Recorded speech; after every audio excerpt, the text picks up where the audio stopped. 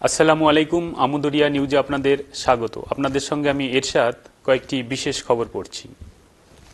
মামাবাড়িতে বেড়াতে গিয়েছিল দুই ভাই বোন। বৃহস্পতিবার দুপুরে দুই ভাই বোন সহ আরেক শিশু পাশে ধরলা নদীতে ঝিনুক কুড়োতে যায়। সেই ঝিনুক কুড়োতে নদীতে নামাই কাল হলো। ধরলা নদীতে তলিয়ে গেল ওই তিন শিশুই। ঘটনাটি ঘটেছে কুচবিহারের মাথাভাঙ্গা এক ব্লকের জোরপাটকি গ্রাম পঞ্চায়েতের হাসানের ঘাট এলাকায়। মৃত তিন শিশুর নাম আকাশ অধিকারী, সুস্মিতা অধিকারী ও অঙ্কুশ বর্মন। এই ঘটনায় হাসানের ঘাট সংলগ্ন এলাকায় শোকের ছায়া নেমে এসেছে। স্থানীয় সূত্রে জানা গিয়েছে, এদিন দুপুরে দুই ভাই বোন সহ ওই তিন শিশুই পাশের ধরলা নদীতে ঝিনুক কুড়োতে যান। তখনই এই বিপত্তি ঘটে। নদীতে তলিয়ে যায় তারা।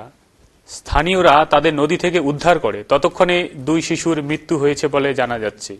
অঙ্কুশকে মাথাভাঙ্গা মহকুমা হাসপাতালে নিয়ে গেলে কর্তব্যরত চিকিৎসক তাকে মৃত বলে ঘোষণা করেন। ঘটনার খবর ছড়িয়ে পড়তেই ধরলা নদীতে হাসানের ঘাট এলাকায় প্রচুর মানুষের ভিড় জমে। কান্নায় ফেটে পড়েন মৃতের আত্মীয় স্বজনরা। আসি পরের খবরে। এসএসসি নিয়োগ দুর্নীতি মামলায় 2016 সালের প্যানেল নিয়েই সন্দেহ প্রকাশ করল দেশের সুপ্রিম কোর্ট। বৃহস্পতিবার সুপ্রিম কোর্ট শুনানিতে প্রধান বিচারপতির বেঞ্চ সবচেয়ে গুরুত্ব দেয় যোগ্য এবং অযোগ্যকে আলাদা করা সম্ভব হবে কিনা সেই বিষয়ে। প্রধান বিচারপতি জানিয়ে দেন, নম্বরের কারচুপির বিষয়টি স্পষ্ট হয়েছে। লিখিত পরীক্ষার নাম্বারও বাড়িয়ে দেওয়া হয়েছে। এক্ষেত্রে যোগ্য এবং অযোগ্যদের এসএসসি চিহ্নিত করে দিতে না পারলে গোটা প্যানেলটাই বাতিল করা ছাড়া আর কোনো উপায় থাকবে না। আগামী জানুয়ারিতে এই মামলার ফের শুনানি হবে। ফলে প্রায় 26,000 শিক্ষকের চাকরি বাতিলের যে সিদ্ধান্ত কলকাতা হাইকোর্ট নিয়েছিল, তার ভবিষ্যৎ কি সেটা জানতে আমাদের জানুয়ারি পর্যন্ত অপেক্ষা করতে হবে। আসছি পরের খবরে।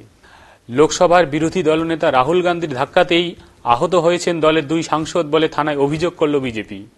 বিজেপির অনুরাগ ঠাকুর ও 3 বিজেপি সাংসদ সংসদ মার্গ থানায় রাহুল গান্ধীর বিরুদ্ধে অভিযোগ জমা দেন। বিজেপির দুই আহত সাংসদের সঙ্গে ফোনে কথা বলে খোঁজ খবর নেন প্রধানমন্ত্রী নরেন্দ্র মোদী। সাংসদ বিষয়ক মন্ত্রী কিরেন রিজিজু দাবি করেছেন যে রাহুল গান্ধীর ধাক্কায় দুই বিজেপি সাংসদ গুরুতর জখম হয়েছেন। কোন সাংসদ কিভাবে সংসদ চত্বরে বল প্রয়োগ করতে পারেন? কোন আইনে এটা অনুমতি পেল?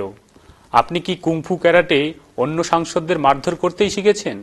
বিজেপি সূত্রে জানা গিয়েছে, দুই জখম সাংসদই হাসপাতালে ভর্তি রয়েছেন। আসি পরের খবরে। চ্যাম্পিয়ন্স ট্রফির জট কাটল। আইসিসি জানিয়ে দিল, আগামী বছর চ্যাম্পিয়ন ট্রফি খেলতে পাকিস্তানে যাবে না ভারত। তবে 2028 সালে মহিলাদের টি-20 বিশ্বকাপ আয়োজনের দায়িত্বে থাকা পাকিস্তানকেই দেওয়া হয়েছে।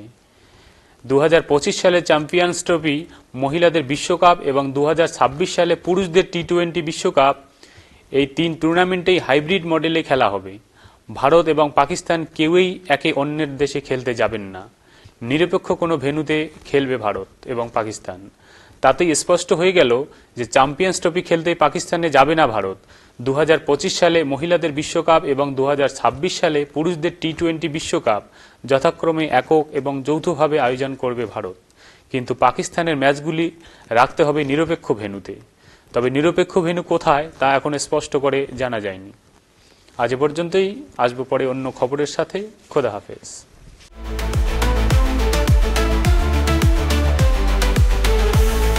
Amudoria News, Voice of the Marginal.